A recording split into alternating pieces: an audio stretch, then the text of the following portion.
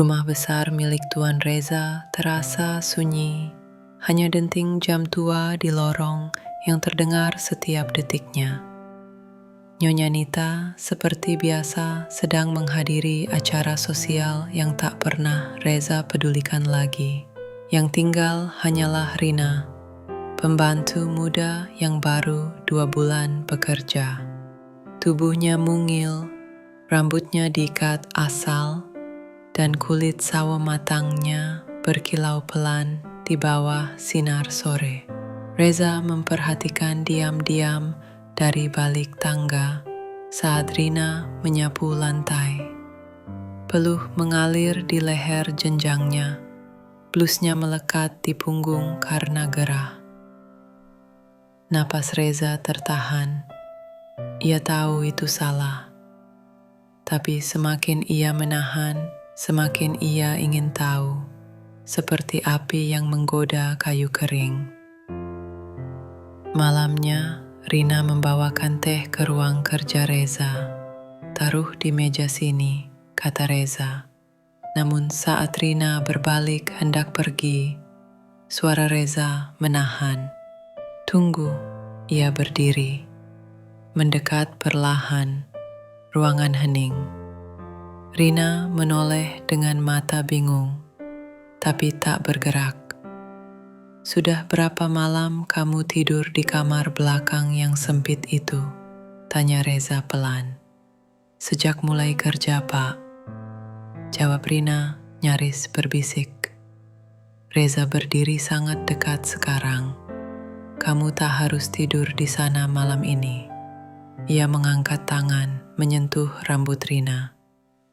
Rina diam, tapi tidak menghindar. Jemari Reza turun ke pipinya, lalu dagu, perlahan menuntun wajah itu untuk mendongak.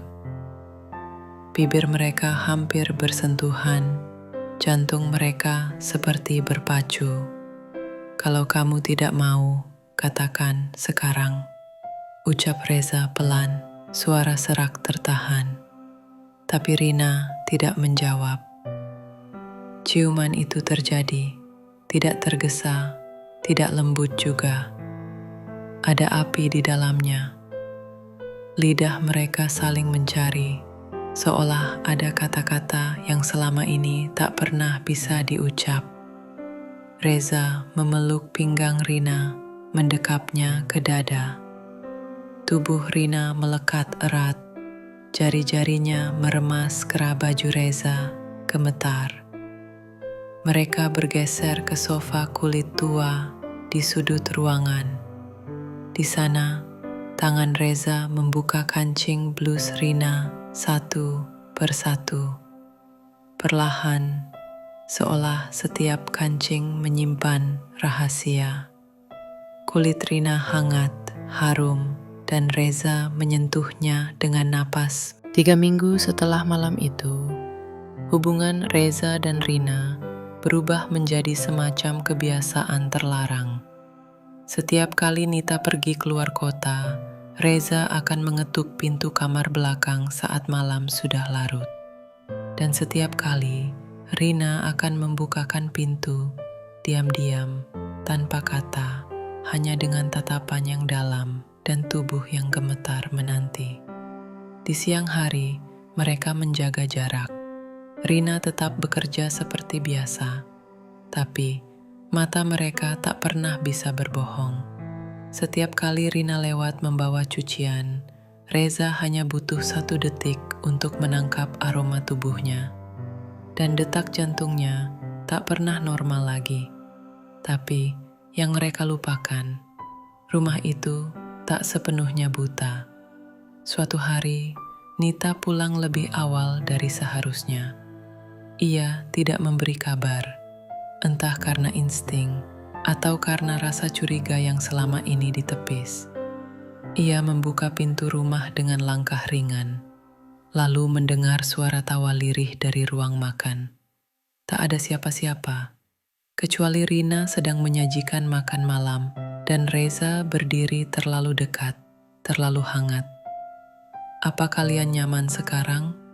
Suara Nita terdengar seperti belati, datar, tajam. Rina langsung menjatuhkan piring. Reza berbalik, wajahnya pucat. Nita, aku bisa jelaskan. Jelaskan? Apa yang mau dijelaskan dari tanganmu yang baru saja menyentuh pinggang pembantu kita? Rina menunduk, tak berani bicara, tapi matanya berkaca. Apa ini hanya nafsu Reza, atau kamu sungguh kehilangan arah? Reza menghela napas panjang, tidak lari, tidak menyangkal. Aku jatuh cinta, Nit, bukan karena aku ingin menyakitimu, tapi karena kamu pergi dari rumah ini, jauh sebelum kamu benar-benar pergi. Nita menatapnya lama, matanya bergetar, tapi ia tidak menangis. Ia hanya tertawa pelan, getir. Lalu bagaimana dengan Rina? Kamu pikir dia akan bertahan setelah ini? Hari itu menjadi titik pecah. Nita mengemasi sebagian barang dan pindah ke apartemen kota. Tidak menggugat cerai, tidak juga memaksa bertahan. Ia hanya berkata, "Lakukan apa yang ingin kamu lakukan. Tapi jangan anggap aku akan melihatmu sama lagi." Reza menghampiri Rina malam itu. Gadis itu sedang duduk sendiri di tepi tempat tidur, wajahnya cemas. "Aku bisa pergi, Pak, kalau ini semua membuat Bapak hancur," katanya pelan. Reza berlutut di hadapannya. "Jangan sebut aku Pak lagi, dan jangan pergi. Ini mungkin gila, tapi aku tahu, aku lebih memilih hidup bersamamu daripada dengan siapapun selama bertahun-tahun." Rina menangis, bukan karena takut, tapi karena untuk pertama kalinya, ia merasa dipilih. Ya, 2 bulan kemudian, rumah itu berubah. Tak ada lagi rahasia. Rina bukan lagi pembantu. Ia duduk di meja makan sebagai pasangan Reza. Perlahan, orang-orang mulai tahu. Tentu ada bisik-bisik, ada yang mencibir, tapi ada juga yang diam-diam mengerti bahwa cinta tidak selalu datang dari tempat yang benar, tapi bisa mengubah segalanya menjadi lebih jujur. Dan malam itu, di kamar yang dulu hanya dipakai tamu, Reza dan Rina kembali bercinta, bukan dengan rasa bersalah, tapi dengan kebebasan. Lebih liar, lebih dalam, tak ada yang disembunyikan. Tubuh mereka menari dalam cahaya lampu kuning temaram, dan desah mereka menggema tanpa takut. Rina membisik di telinga Reza saat peluh mereka menetes di dada yang saling melekat. "Sekarang aku milikmu sepenuhnya." Dan Reza membalas, "Bukan hanya tubuhmu, hatimu, juga hidupku."